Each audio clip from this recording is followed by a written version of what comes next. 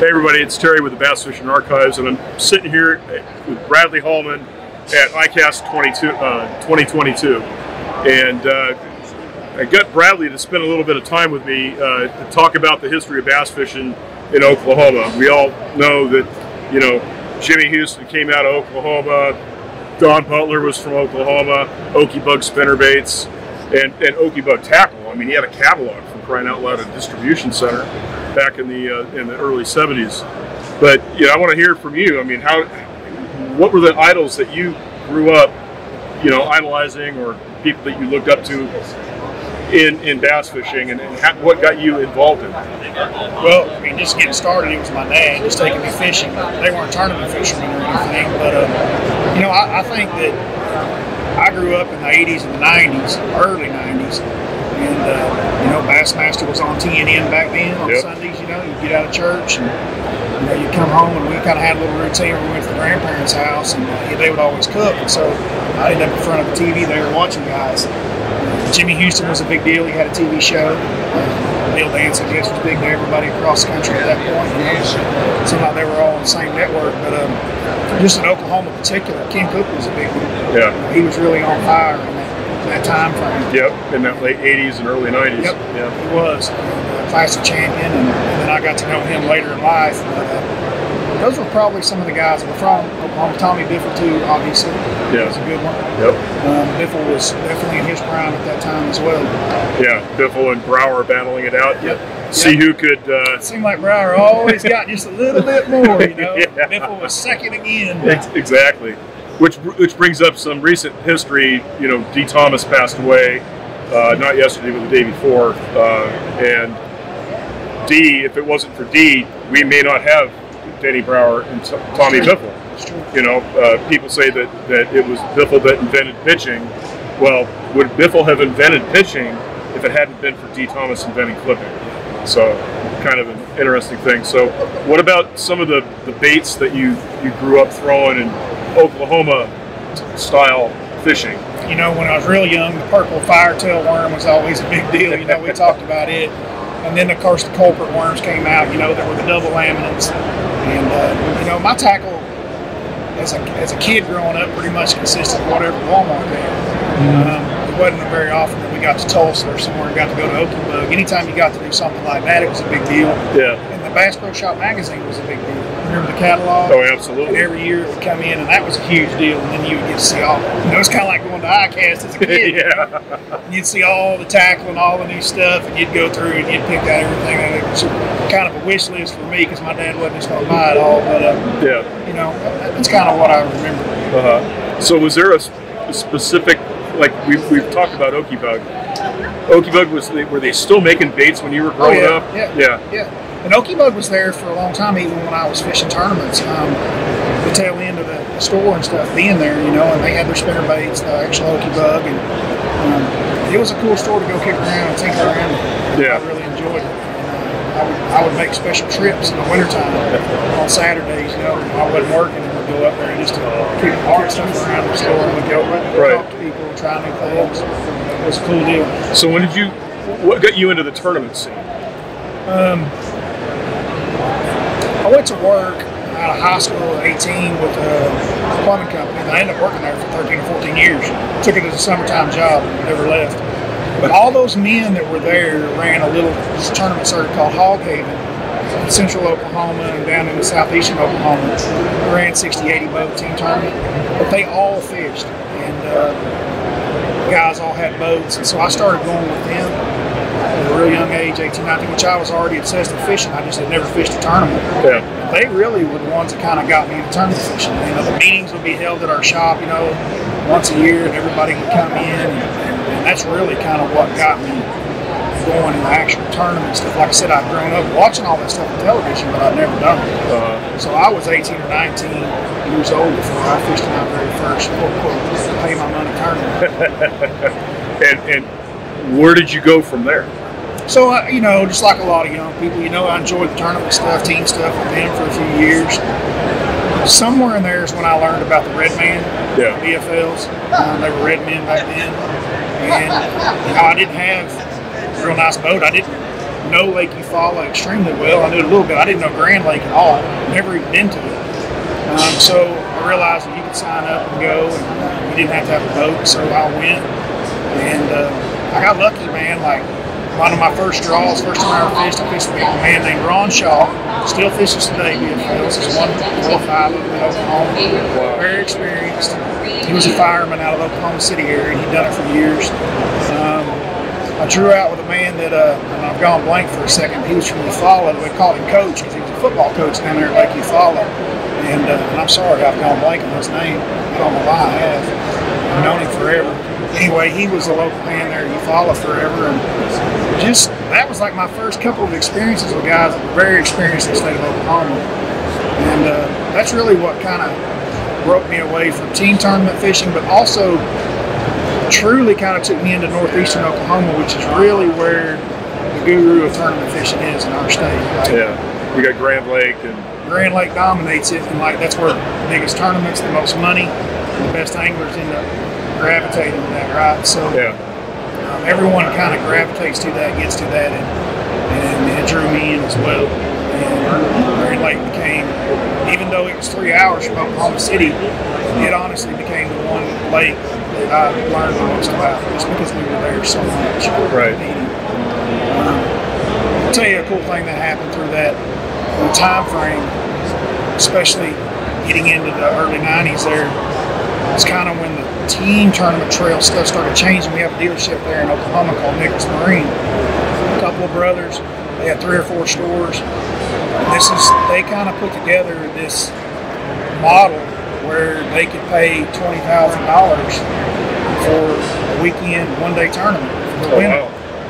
And it kind of became the norm. We had 2 or 3 circuits that were doing that, 20,000 or a boat, and it was every event. So they would have 4 events a year. You get another circuit to do it. That was 8 events a year. And that's really when, the juices get to flowing. I'm in my mid-20s, and Terry Butcher, Jason Christie. Christie was coming from his entire family of dad and uncles, and they all had been fishing for years in Oklahoma. Yeah. We were all kind of the same age. Edwin Evers. Yep. But Edwin had pretty much gone pro by pretty quick. Yeah. But we all kind of are in that same generation, and we all grew up competing against each other. It's funny now that Terry Butcher's Edwin's brother-in-law. Yeah. And he's not fishing. Yeah, and he's not fishing. Yeah. But he was a great fisherman. I mean, he was phenomenal, just phenomenal. But that was kind of the group of guys that I grew up in and how we really got serious. So, yeah, we still had DFLs or red men to compete against each other in pro-ams. We had the Central Pro-Am out of Missouri that would get down into Oklahoma. We could compete there. And then we had those huge team trails.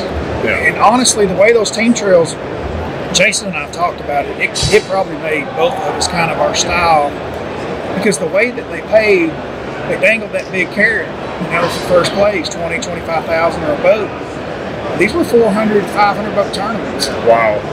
And on the reg. And you shot for the moon. I mean, like when you went out there, you knew you weren't fishing for 2.5 pounds. Is this a one-day tournament, or is it a one-day tournament? Holy.